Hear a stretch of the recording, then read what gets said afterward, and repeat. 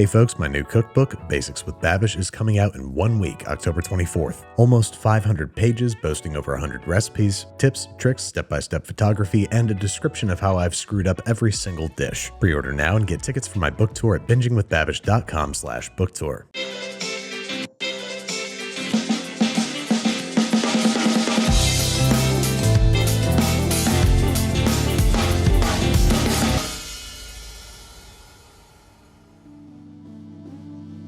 Alright, so apart from fish, the one thing that these three recipes all have in common is that they're ready in about 20 minutes. Let's start with the easiest and breeziest, flounder and papillote, or flounder steamed in a parchment parcel. To start, I'm halving a handful of cherry tomatoes and Sicilian olives, thinly slicing 1 lemon, and very thinly slicing 1 shallot. Then we're grabbing ourselves a large rectangular sheet of parchment paper, placing our flounder or other mild whitefish fillet on one side, seasoning with kosher salt and freshly ground black pepper, and then starting to pile stuff on top. A few lemon slices, as many cherry tomatoes and Sicilian olives as will fit, and some scattered, separated rings of sliced shallot. There are a number of different ways you can fold up your parchment paper, but I like to just treat it like a calzone. Starting on one side, pinching, folding, and curling upward, sealing shut and preventing any liquids from leaking out. Before shutting completely, we're going to add 1 tablespoon of dry white wine, just enough to add a splash of elegance to the situation. Finish pinching shut, and that's all there is to it. Place in a rim baking sheet and rinse and repeat with the remaining fillets. Then this guy's headed into a preheated 400°F oven for anywhere from 16 to 22 minutes, until the thickest part of the fish registers 135°F and it's tender and flaky. While that's happening, I'm going to make a quick tarragon butter, finely chopping a handful of tarragon, adding it to 4 tablespoons of room temperature butter, seasoning with kosher salt and freshly ground black pepper. You could also add a clove of fresh crushed garlic and mash into an easy and instant fish enhancer. Meanwhile, our little parchment packets are headed out of the oven, and we're going to let them rest for 5 minutes before tearing and sharing. You can serve these right in their packets so that your diners can feel like they're opening up a present when they eat dinner, or you can try to gently scoop out their contents without annihilating the tender fish. Scoop some compound butter on there, slide the lemons out of the way, and you got yourself a ridiculously easy, fast, nutritious, and delicious dinner. You could do this with fresh or frozen and thawed flounder, tilapia, cod, skate, or almost any fish that fits your fancy. But what if you want to impress your diners with a whole fish preparation? For that, there's few things better than Branzino, or European sea bass.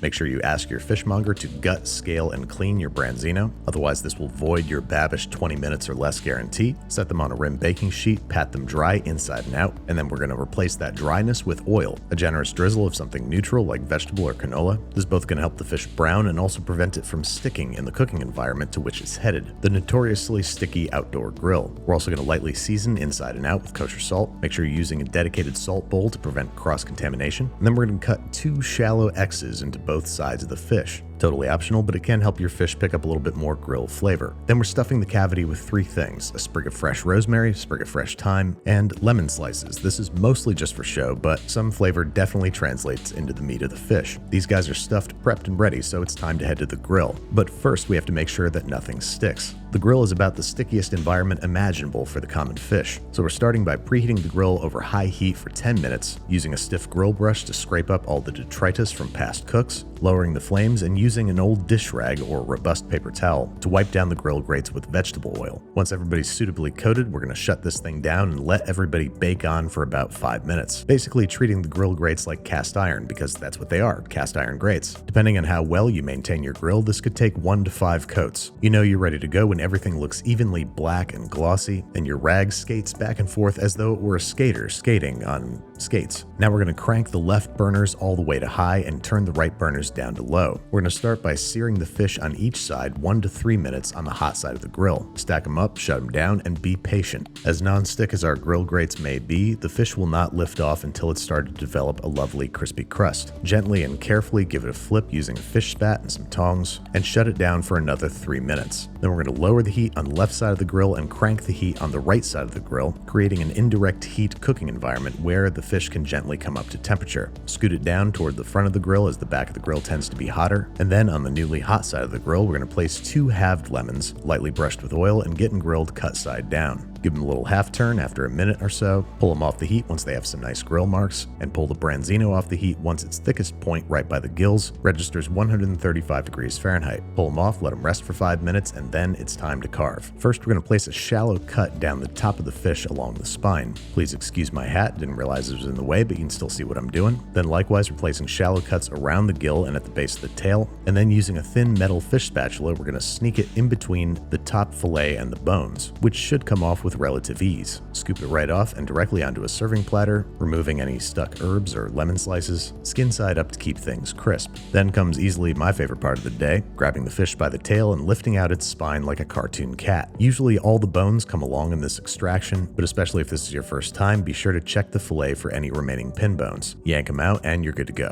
We're just going to trim off the charred dorsal fin and this guy's ready to serve. Plate up with some more fresh rosemary and thyme and of course our charred lemon halves. And there you have it, an easy and elegant platter prepared from whole fish. But what if you don't want to cook your fish at all? Sushi can take a lifetime to master, and sinking your teeth into a still wriggling trout is very Gollum-like behavior, but ceviche is a nice halfway point between the two. For this red snapper ceviche, I'm going to start with a whole ripe mango, which I'm going to slice off the pit on each side and then treat each half kind of like an avocado, placing shallow cuts in a grid pattern and then opening it up like a tropical pop-up book, yanking out the pieces that are so kind as to yield themselves and slicing out the rest, chopping those up into slightly more bite-sized pieces as needed. Next up, half a red bell pepper, chopped fine, half a small red onion, likewise finely chopped, and one large jalapeno, stem, seeds, and ribs removed. You're going to want to wear gloves unless you're very vigilant about washing your hands before you go to the bathroom. I know you can handle your spicy food, but your genitals cannot. So now we come to the question of fish. And in a raw situation, you need to be careful. You can't just use the stuff in a styrofoam pack from the grocery store. Use sushi-grade fish or go to your local fish market and ask them about raw preparation. To optionally remove the skin, sometimes you get lucky and it just sort of peels off, requiring some minimal supplemental cuts. But the official way to remove skin from a fish is to place it skin side down, starting at the tail of the fillet, place a shallow cut using a fillet or boning knife, hang on tight to the skin, and slip the blade between the skin and the flesh, with the blade angled slightly downward, almost scraping against the cutting board. This technique takes practice to perfect, but luckily, if you screw it up, worst case, you're only going to get half the skin, like this, in which case you'll just have to do a little bit of extra trimming. Once our fillets are skinless, we're going to chop them into bite-sized half-inch pieces. I'm using red snapper, but you could use tuna, mahi-mahi, sea bass, salmon, halibut, scallops, cooked shrimp, whatever you like in a ceviche scenario. Add the fish stuff to the other stuff. This might also be the point that you add some chopped cilantro. I'm using parsley because of my cilantro disorder, and we're going to make a super quick and easy dressing. I'm pressing and rolling this lime on my counter to make it easier to juice, and squeezing said juice, about 4 tablespoons worth, into a small lidded container with about half of its volume in extra virgin olive oil, 2 tablespoons. Seasoning generously with kosher salt and freshly ground black pepper. I'm also going to crush 1 clove of garlic in there, shut it down, shake it up, and drizzle the entirety over our about-to-be ceviche. Mix it up and then we're going to let it sit at room temperature for about 15 minutes before serving. Alternately, you could let it sit in the fridge overnight, just let it come back to room temperature for about 30 minutes before serving, which we're going to do on a bed of sliced avocados. You could add chunks of avocados straight to the ceviche, but then you risk smearing everything in green. So I like to make a sort of bed of sliced avocados and serve the ceviche on and around them. Serve with additional lime slices, garnish with cilantro or parsley. Squeeze with extra lime, particularly on the avocados. This can prevent them from browning. And this can be eaten as is or scooped up with plantain chips. This is an excellent introductory course for anybody who's skeeved out by either eating or preparing raw seafood.